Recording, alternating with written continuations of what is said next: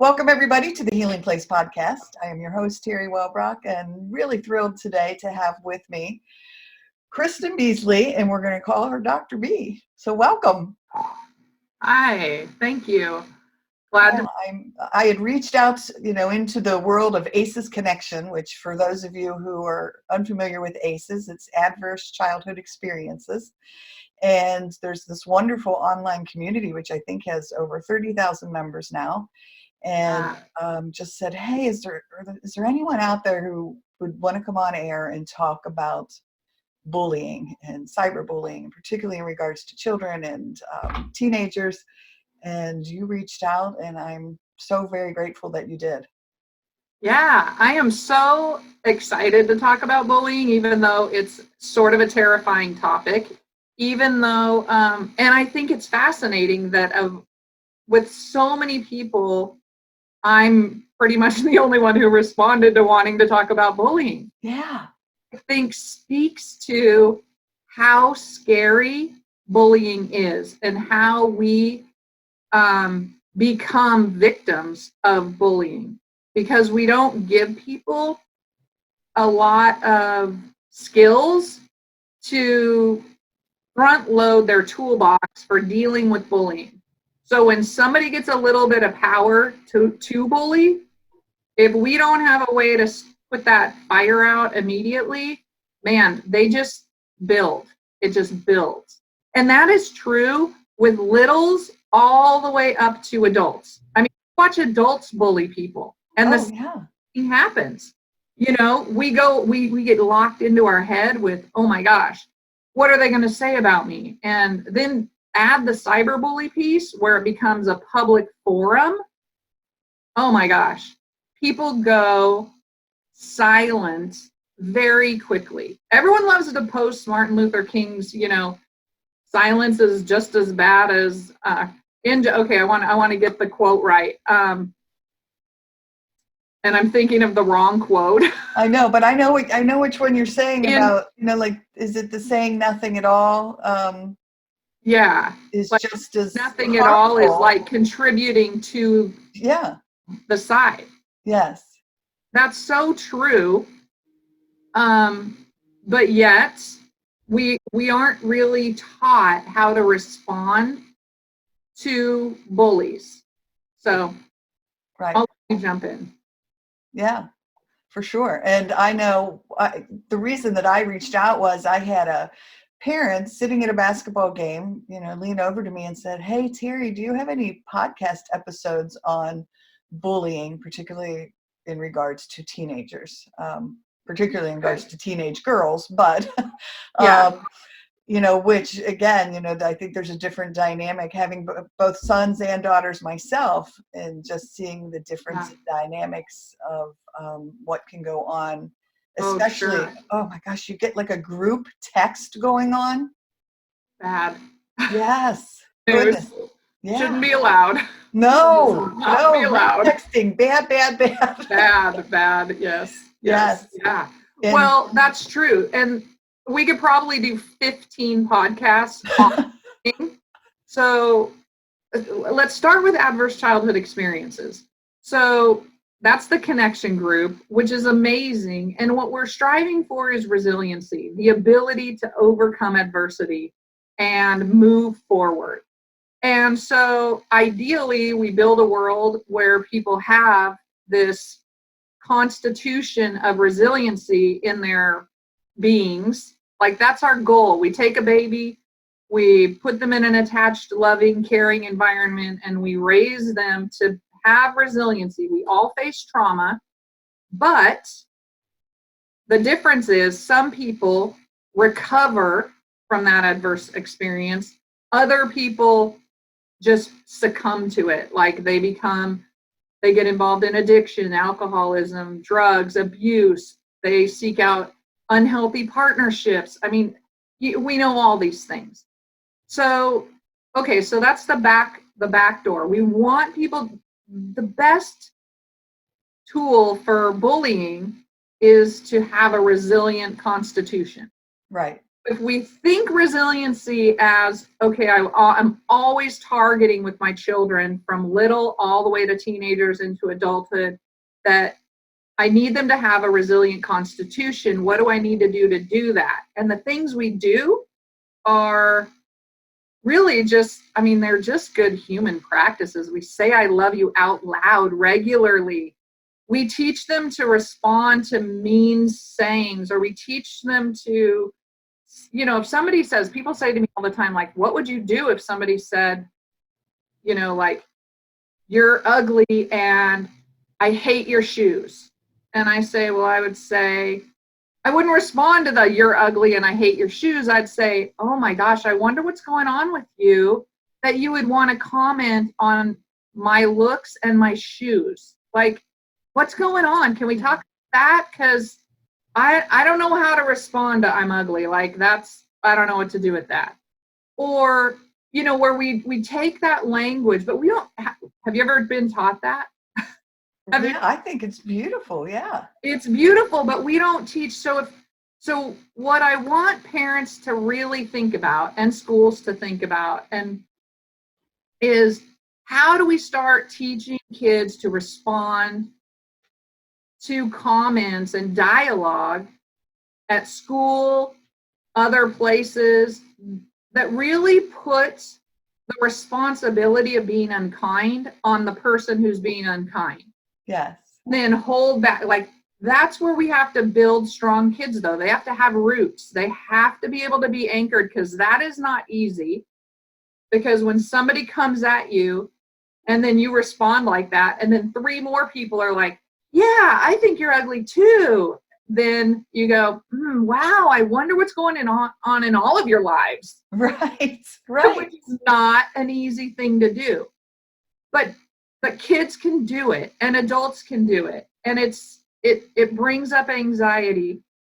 So for all of us, you know, we'll get hit when somebody says or does something that's not very nice, or we're not always going to agree, though. It doesn't have to.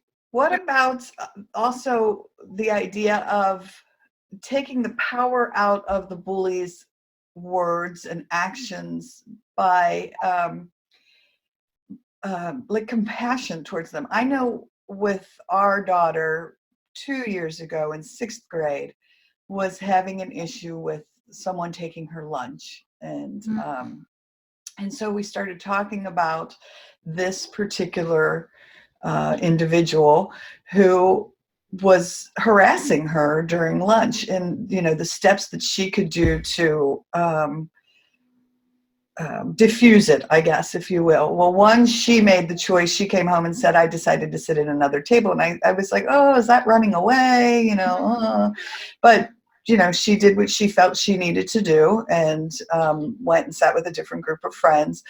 But we then started talking about, you know, just engaging this person and talking about, you know, what was going on and how it made her feel, but not in a negative, you know, way, but just kind of honoring whatever was going on with this other kid.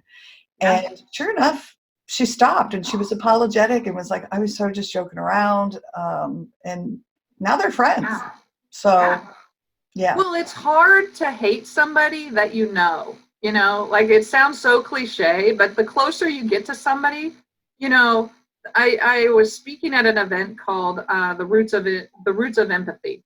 And the research around empathy is that if you neurobiologically aren't comfortable with differences, if you don't have experiences with differences.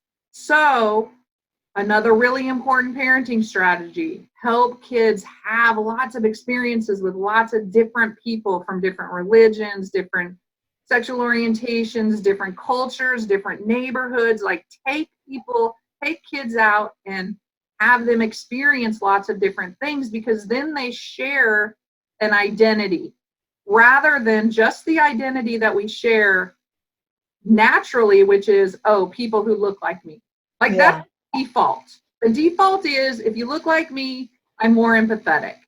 But I can change the default, and we need to change the default to, hey, You got to experience things that are out of your wheelhouse, out of your comfort zone. I went to Kenya this past July, and as it got closer and closer, I'm like, what in the world was I thinking? I'm going to Kenya, and that's kind of scary. And then I got to Kenya, and I have a YouTube video about this. Like, I wasn't even scared. Like, I wasn't even worried or scared or anything. I was with people and I connected with people. And now I have a whole different experience and level of confidence about being 11,000 miles away from home. So we have to force ourselves into uncomfortable situations and be okay with being uncomfortable, especially those of us who have some power and privilege by, dependent on our education, our socioeconomic group, our just our group presence, whatever that is. Like, I very strongly believe that it's our job, and I try to teach this to my young, but they're not young, my boys who are older now, who are in their 20s. But I say, you have power and you have privilege just because you're white males. So your job is to look for things that are not normal for you necessarily, but lift people up, whether it's women, whether it's people of color, whether it's people in marginalized communities, because your voice, just by the sheer fact that you are a white male, is going to be heard more so than somebody else's voice in a lot of situations. Right. So that's another parenting strategy that's important, and I think that we have to recognize it's not super obvious. But bullying happens across age spans, and people always say, like, let your child deal with it on their own, or kids will be kids. Have you heard that one? Yes.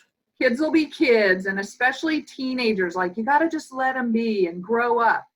Well, that's like saying, let your toddler be. It's not this, it's almost identical, because development repeats itself.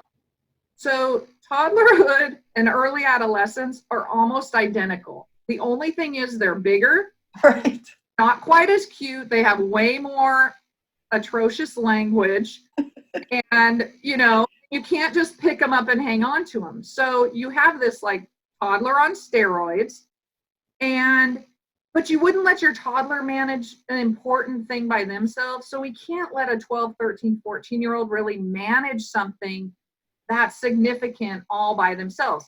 That's how the bully was actually created. The bully became the bully because nobody modeled for them or taught them or gave them the tools to not be a bully. So their way of surviving is by asserting intimidation on somebody who's weaker and more vulnerable. They don't bully the tough kid, right? The confident kid. They bully somebody that they perceive as vulnerable. Yes. So what we want to do, and I think your example of having compassion towards the bullying kid was great. Like, that's a great strategy. Had it not worked, like, I kept waiting. I kept thinking you were going to pack 2 lunches and go and say, here, you don't have to steal my lunch. Here's a lunch. But we don't know if that was the issue or not. Like, was it really about food, or was it about intent? What was it about? We don't know. Right. But I think it was about, in this particular case, like showing off in front of other kids. And it makes it so much harder. We see this on movies, it's so much harder to bully somebody when you really know them on a much more intimate level as a person rather than someone else. But I do think schools, personnel, adults in general across the board, we are not doing enough to intervene in situations where bullying occurs. And we're not intervening fast enough because, and I don't mean kick them out of school or bully them back in in an adult version way. I'm saying that we need to look for the root, because all behavior has meaning. Challenging behavior, which is what bullying is, says, alert, something is wrong. And regardless of your 6, 10, 12, 18, 22, if you're bullying somebody, something is wrong. And we need to bring in the ambulance and say, okay, time to triage. What the hell is going on? We got to fix this. And I care enough about you to find out what's going on. Are you in a situation at home where you're being quote unquote bullied or abused? Is somebody outside in a bigger circle doing something that's inappropriate or bullying in some way to you? Because a lot of times what somebody does to somebody else is actually being done or has been done to them. We know this, so we need to respond with what we know. Yes. Something is wrong. It is not just about, oh, they're mean. They're a mean kid. It's genetic. It's not genetic. Something is happening, and we've got to get to the source and then heal forward, move forward from there and figure out what's going on. And it doesn't mean, and when I say that, I don't mean kick them out of school or, I don't mean those kinds of things. Like, the kids got in a fight in kindergarten and I don't know, I think it was in Florida. They got arrested, mugshotted, and taken to the police department. And I'm like, okay, what, where were the adults? Like, people watched this happen, and many of us would have been like, hold it, it's a baby. It's a little tiny kid. What's going on with you? And I want to take the whole group of people who witnessed that and say, okay, let's sit down and talk this through. Like, what was going through your mind? Yes. From stepping up to help a 6-year-old. Now, there is a thing called bystander violence, and everybody, like, if there's only one person witnessing violence, they're much more likely to help than if there's 100 people, because 100 people, everybody's like, oh, I don't have to do it. Somebody else will do it. Yes. And nobody does it, which is clearly what happened. But we need to now, as Maya Angelou says, when you know better, you do better. So if you ever watch this video, now you know better. Like, you have to be the one. It's all of our job to step in. So that then brings up the question, though. So let's say you have, in this particular parent who had asked me, a child who plays sports and is involved, but is feeling very isolated by her teammates, not on the team that she was playing on, but on a school team. And that there's almost like a group bullying going on and an isolation of this child. Now, this is big stuff because, one, kids are killing themselves over this kind of stuff. Absolutely. And so this isn't something like, oh, let kids be kids, let teenagers be teenagers and figure it out themselves. No, people are dying. People are dying. That's huge. Yeah. So what should a parent do? What can a parent do? Do you get the school involved? Do you talk to the other parents? Do you bring all the kids together? Yeah, that is exactly. I'm so glad you said that, because this is an epidemic crisis that we have, this like group bullying thing. It starts with one and it builds and you bring on the team. Teenagers, just like toddlers are having their brains are building and developing, well, teenagers are reorganizing their brains as well. So they do all kinds of things that are wacky for people, and they suffer from anxiety, and they're highly impulsive, and they're much more aggressive in adolescence than they are in adulthood. And this all has to do with myelinization of the brain as well as pruning. So we don't let people like that make all the decisions. So I would say to parents and schools, if my child were being bullied by a group of people or even one individual, I would immediately say, we need a meeting. We need a meeting. And if we need to bring in a professional to bring that whole team together and sit and say, okay, let's talk about what's going on, because this is really hurting this person. And, do you recognize that, it's so significant that kids are actually killing themselves over this. And I know, like, at the end, you would be so sorry about this if that were the consequence of this behavior. So we're going to talk this through, and we're going to talk this through until it's, until we really come to connected, safer space. The other thing about that is that adolescents in particular, they've done research on this. Like, they don't recognize the emotional impact they have on people as much as adults and younger children do, because of all this brain stuff going on. Their brain is reorganizing. So you can give a kid a really mad look and they'll be like, no, my mom's not mad. She's fine. And you're like, I am so pissed I could kill you. Or somebody's bawling their head off and you're like, do you think they're sad? And they're like, they're fine. Right. Their dog just got hit by a car. They're more like, oh, were they crying? Are they crying? Yeah, exactly. It's like, okay, we got to they did this in an MRI. They like showed 15-year-olds faces of people who are highly distressed, and the kids are like, yeah, nah, they're fine. Didn't even recognize it. So again, when you know better, you do better. You got to say, look at my face. This is the face of somebody really sad.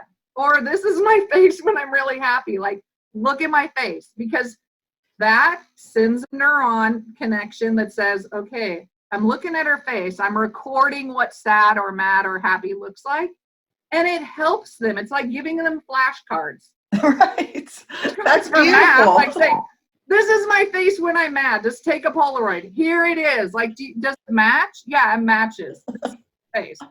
So I think that those are things that we don't give parents enough information to use. Like, that's super useful information and it's not that complicated, but we don't share it unless you come into somebody's office, pay $100 or $200 an hour, and note, this is not therapy. Find your own therapist if you want to. However, I am highly trained in mental health. So this is strategy. These are strategies that I've learned over time as a parent, as an educator, and as a person with a degree in clinical psychology. So, but we can take these strategies and we should make them accessible and free to everybody, because it betters all of our lives and makes our world so much more resilient. Yes. At the end of the day. So, yeah. So I say parents, the kids are going to scream, don't get involved, it'll just make it worse. No, you're going to be involved until it's done. You don't get involved and then walk away. You get involved and you stay involved. And if that means you need to go to school, you know how people say, like, if you don't behave at school, I'm going to come to school and sit next to you. You say, I'm going to come to school and I'm going to sit next to the bully. Yeah. You think the bully wants you, the kid you're bullying's mother, to come sit by you, or father to come sit by you? No. You don't make it about your kid. You make it about the bully. And then you say, oh, let's have your, or bring their parents in, not into a fight, but into dialogue, a conversation. Like, you don't want this happening to your child. I don't want this happening to my child. We need to make this work out. This needs to be a win-win. Like, life is about win-win. It's not lose-lose or win-lose. So. Right. For sure. Yeah. And I think another point that I know I've heard before, and maybe you can talk about that a little bit, is, the whole, what are your thoughts about just ignoring the behavior, and, will it go away? If a child feels, I guess if they feel resilient enough and strong enough to be able to just be like, okay, whatever, it just doesn't bother me, and move on. Yeah. Well, then it would probably not escalate to the fact of even ever being called bullying. Because the fact that it gets called bullying means that somebody's having a reaction to it. There is a vulnerable party.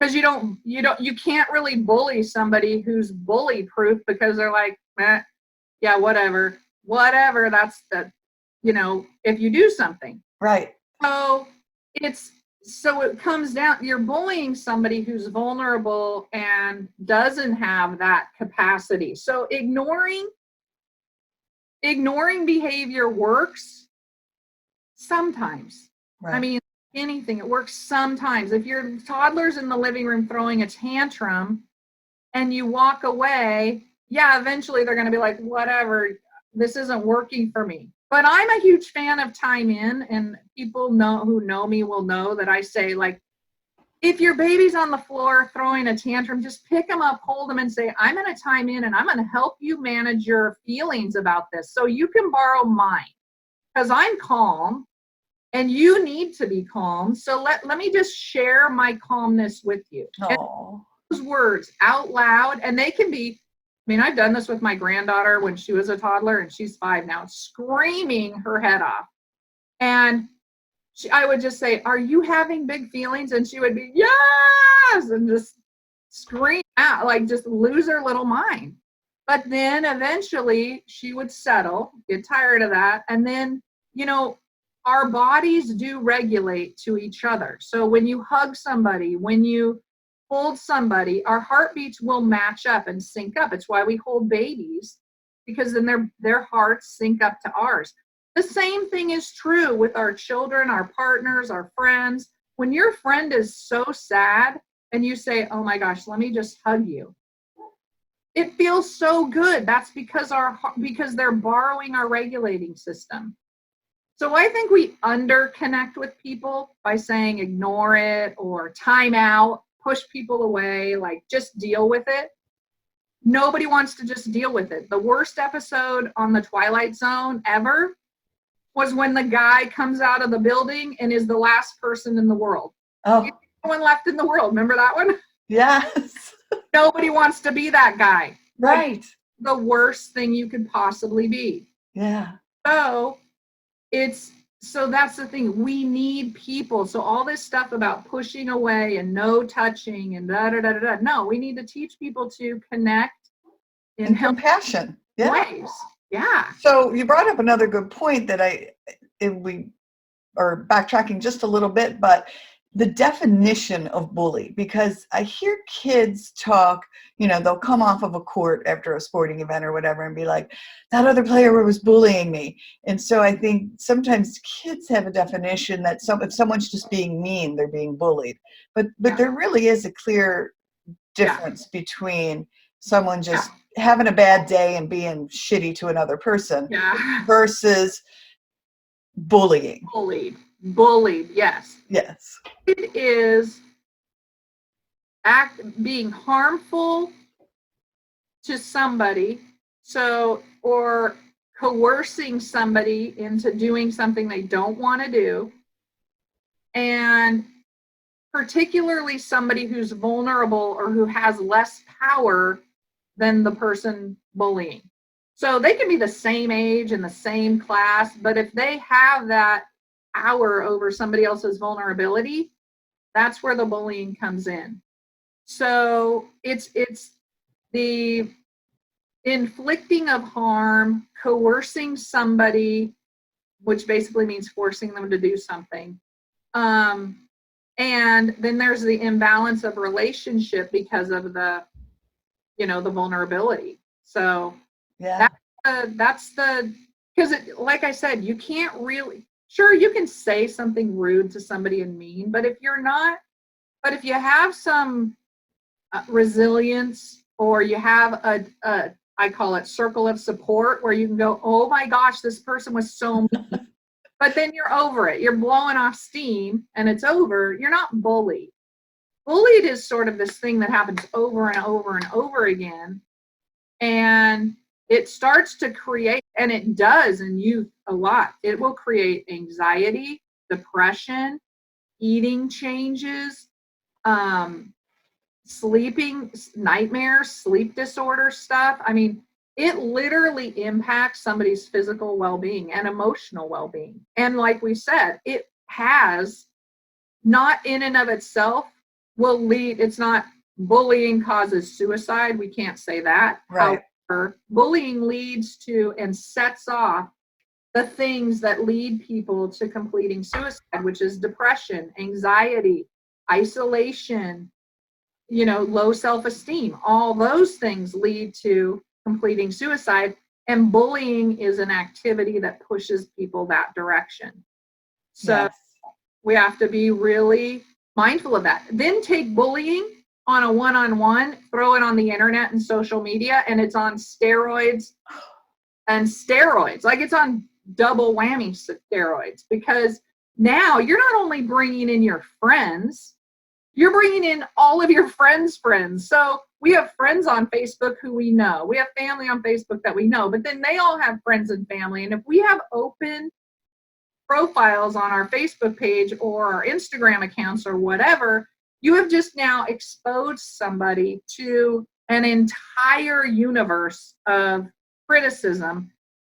Nobody's ego is strong enough for that. Right.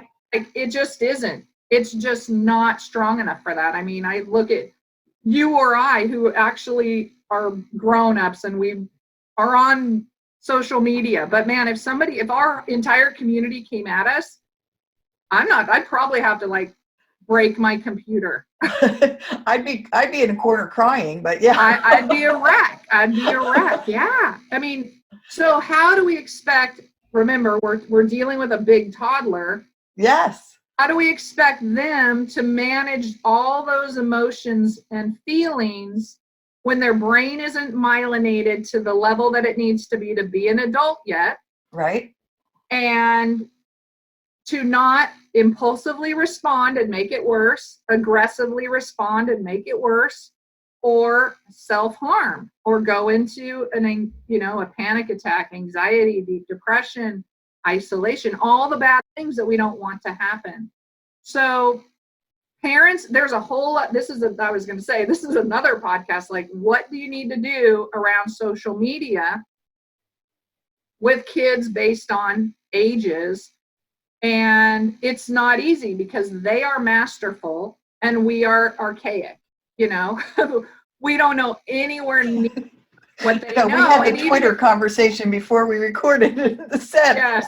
I don't get Twitter. I don't. Yeah, I don't either. Like, where do you hashtag and where do you that? And I mean, who? I know. What, you don't? I remember when people said you don't hashtag on Facebook. I'm like, what does a hashtag even do? Like, I still am not. I remember having that conversation. Know hashtag sometimes somewhere. Like, that's good enough. Right. But there are things like TikTok and then Vine and right. All kinds of stuff. Snapchat. Oh, that was a fun one. That's just 30 seconds of content and then it goes away, but that could be a real aggressive thing. So even as I talk about it, my brain says, okay, we probably need to legislate and hold accountable some of these people or businesses who build some of these applications and platforms that then give access to children without any consequence. I mean, they need to be held accountable and required to follow some restrictions for the health and well-being of our children.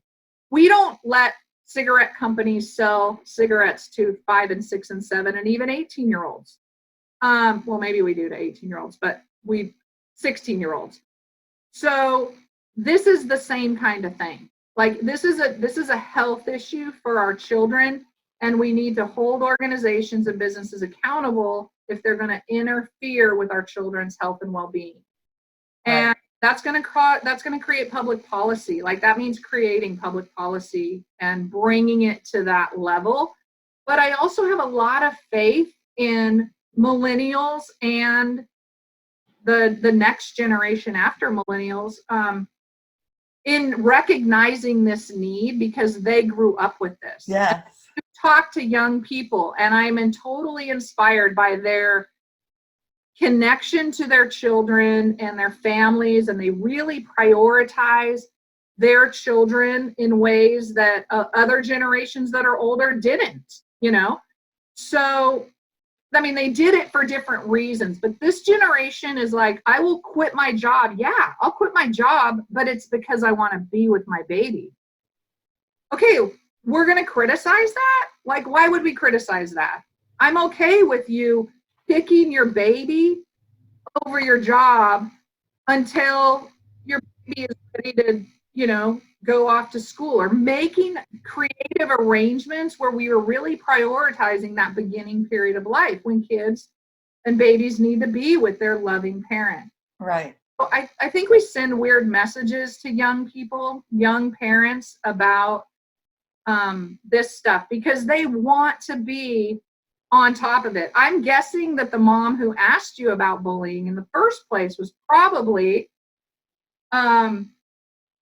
they're not asking because they're asking because they love their child. Right. Asking because they love, they want a positive solution, not a. Well, and not to see, oh my gosh, to see your child hurting is just, I know as a parent, it breaks every time my child was hurting, it broke my heart. I don't want to say especially, but in those teenage years, because then I really felt like, when they were a toddler and they were hurting, mommy could make it better. Yes. As a teenager, they don't necessarily want mom to make it better. And but they're hurting and you're just, what do you do? Yeah. Right. Well, and I think that the thing about that is that they say, I don't want your help. I'm going to my room. Like they do all that stuff that push us away. But the truth is, you got to keep going in. Right. Like the truth, as hard as it is to get the full-blown reject of your kid as a teenager, you got to keep going in and just know that's part of the phase. It's why people call, and I think it's the fabulous twos, but people call it the terrible twos, because they're so, they just don't know how to get their opinion out. Young teens and teenagers are the same way. They just don't know how to get it all out. Right. So we pull them in and say, man, I know you're struggling with this, but we got to walk through it. Like we got to just figure it out because I'm here for you. And, I just want to be with you through this time because it's just important. You got to trust us. I agree. But another thing that I want to bring up, and maybe you can address as well, is I think as a society, we undersell how smart and just how much these kids care and how much they want to be a part of a community that does jive. They don't want to fight. They don't want to be bullied. And because we'll have kids over, a group of teenagers and make a fire pit and sit around and roast some marshmallows. But we'll sit and we hear these kids talking and they'll have these conversations and these kids, I just love hearing them talk because they want to solve the world's problems and they want to be deep and they're trying so hard to be an adult and they're trying to feel their way through it. And so I think a lot of times we almost have to put the ball in their court to be like, what do you think we need to do to resolve this? Absolutely. I think you're spot on. And I think that kids, we're back to that sort of, behavior has meaning, and bullying comes out of not being understood and, asserting this power in a really inappropriate way. But if we could tweak that, I personally, fundamentally at the core of my soul, believe that most humans are pulled towards good. Yeah. Want to be good. They want to do good things. They want to change the world. They want to live out their passion. They want to love other people. So when we make that easy for them, they do it. But we have to set the path up. And unfortunately, at the moment, there are so many paths that kids are on that don't make it easy. It's confusing. It's like, oh my gosh, I don't know which one, I don't know which path to go down. Like, we need to limit their choices to, like, here's the path. It goes to a good place. Oh, but you could go down this one. Guess what? It's a good place. Or this one, another good place. Any of them are fine. We don't all have to be the same. We just got to let people make choices that lead them on a good path. So I always say, find your passion. Like, go to your passion. Maybe it's not college. Maybe it's not vocational school. Maybe you're just a natural entrepreneur, or maybe you are a gardener and you want to farm. Like, whatever. Follow your passion. Yes. Make thing. We don't all have to do the same. journey. And I mean, I look at my journey and think, oh my gosh, please don't copy mine. Like a spiral, I can't complain at all, but life's unpredictable. Right. Yeah. No, I love it. I tell my kids all the time, yes, follow your heart, follow your passion, find that thing that, sets your soul on fire and do it. Yeah. Yeah. Exactly. Yeah. Sure. Awesome. Well, anything else that you want to talk about that we haven't? Obviously, I know we could probably have 17 more podcasts just on bullying alone. So. Yeah.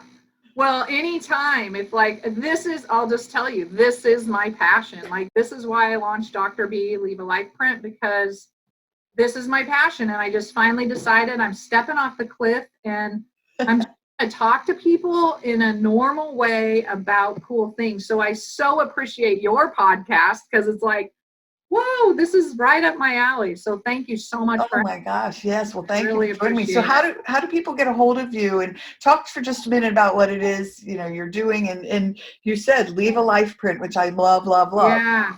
Okay. So I'm going to put this up so it's easy to see. I'm going to put, this is my Dr. B. Oh, I love it. Print. But then I'm going to put this on so it's on the recording. So this is how you find me. This is my website, my Instagram. I don't know what else is on there. Awesome. But on my webpage, people can get to my social media buttons, so they can find my YouTube, which I hope I can put this on my YouTube channel as well. Sure. And they can find my Instagram, and they can reach me. They can sign up on my website and connect with me. Awesome. Yeah. My website's a little bit like, it was completely, well, I say completely, it never is completely set up, but I became aware that there is a thing called ADA compliant websites. So my website is in the process of being redesigned to be ADA accessible. So it will change here shortly. However, you can get onto my website. And so I do educational consulting, training, speaking. And then my YouTube channel is just free information. So if there's ever anything people want to know about, talk about, engage in, just go to my YouTube channel and send me a note or shoot me a message, and I'll do a video on it. Oh, that's really, what a great idea. I love it. Yeah. Oh, I'm glad you love it, because no, I think for me. It's fabulous. I just had another friend reach out to me, and she does dance fitness, and she does healthy eating videos, and she does all that stuff. And she said, Nice. Hey, if you ever want me on your podcast, and I said, you know what? Let's do a Facebook Live. I've never done one before. And let's do it, and go to your dance studio and just, do it all about how the positive impact of dance and movement and healthy foods and all of that on mental health. And so that's super cool. I think that's cool. Fun. Okay, nice. I love it. Yeah. Well, again, I loved having you on here with me. I really appreciate you stepping up and talking about bullying. Sure. And I love the suggestion of the parents stepping up and, kind of taking their big toddler by the hand. Yeah, it's hard to do. And when we live in a busy, busy world, but you know what? We know where this path can lead. Yeah.